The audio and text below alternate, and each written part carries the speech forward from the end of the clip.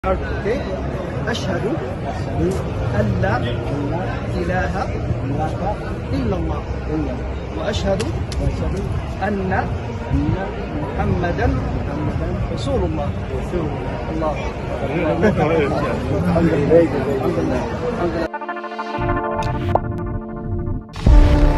Jika dilihat lebih dekat, Qatar memang unik dalam banyak hal.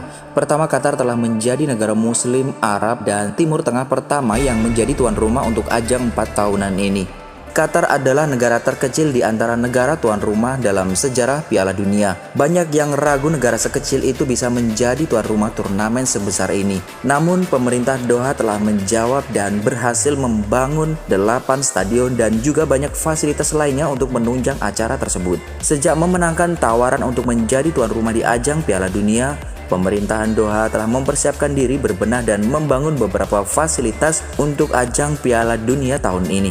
Event internasional khususnya dunia olahraga seharusnya menginspirasi persatuan dan semangat sportivitas yang tinggi dan bebas akan berbagai isu politik. Dalam hal ini terlihat dalam kampanye sistematis tanpa henti dan prasangka dunia barat melawan Qatar sangat terlihat jelas menjelang Piala Dunia digelar. Human rights groups say Qatar's migrant workers are often forced to labor under extremely poor conditions. They're demanding compensation. Football fans will no longer be allowed to buy alcohol around World Cup stadiums. Qatar bribed corrupt officials from FIFA, which oversees the World Cup, to win hosting rights. Dunia barat mengkritik Qatar karena kondisi hidup para pekerja di sana. Pemerintah Qatar pun merespon langsung saat kabar ini di-blow up oleh media The Guardian. Pemerintah Qatar langsung membuat aturan yang memastikan kondisi terbaik untuk para pekerja. Telah ada proses yang signifikan untuk memastikan kalau evaluasi dilakukan secara efektif, ujar juru bicara Qatar.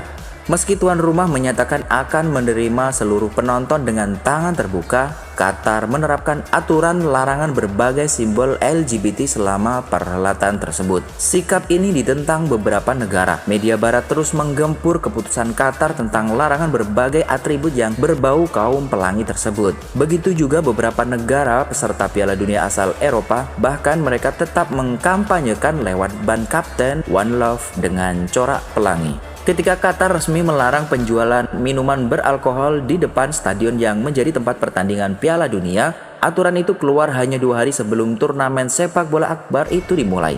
Beberapa penggemar sepak bola merespon keputusan Qatar tersebut dengan tenang, sementara yang lainnya memaklumi karena tahu aturan akan berbeda ketika Piala Dunia digelar di Qatar.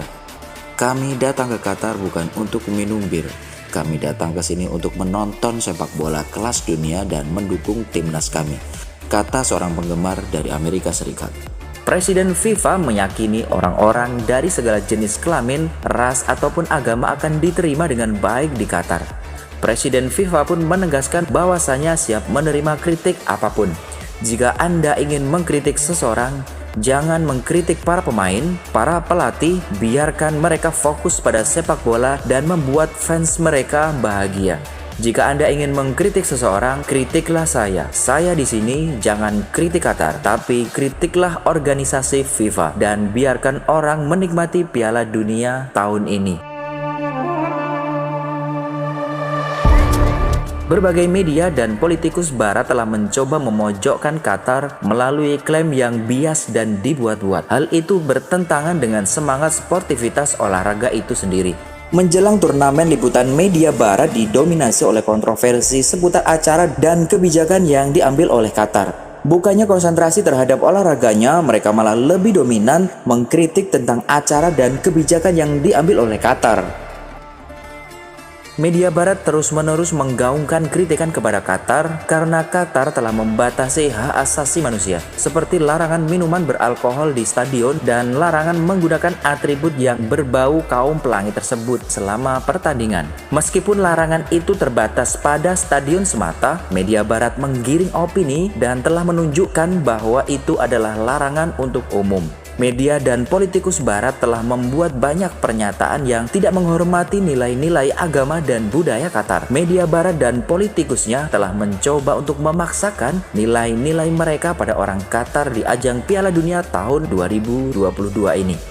Menjelang turnamen, liputan media barat didominasi oleh kontroversi seputar acara dan peraturan tersebut. Reaksi dan kritikan dunia barat mencerminkan standar ganda ketika negara lain seperti Prancis dan Rusia menerapkan pembatasan yang serupa. Sebagian besar kritikus dan media saat itu tetap diam. Dengan kata lain, setiap kali negara barat mengambil tindakan, itu semua dianggap rasional. Akan tetapi, setiap kali negara non-barat mengambil tindakan, itu dianggap tidak rasional dan selalu dikritik. Nilai-nilai barat tentu tidak universal di pagelaran Piala Dunia Qatar tahun ini, menunjukkan bahwa sudah waktunya bagi dunia barat untuk memahami bahwa nilai-nilainya tidaklah universal. Tidak ada negara barat satupun yang dapat memaksa negara non-barat untuk mematuhi nilai-nilai dan norma-norma tersebut. Terlepas dari campur tangan dunia barat, Qatar telah berhasil bebas menunjukkan nilai dan budaya dan peraturan di ajang Piala Dunia tahun ini. Pemerintahan Doha telah memberikan pelajaran kepada dunia barat tentang bagaimana menghormati keragaman budaya, peradaban, dan tentu agama dan moralitas.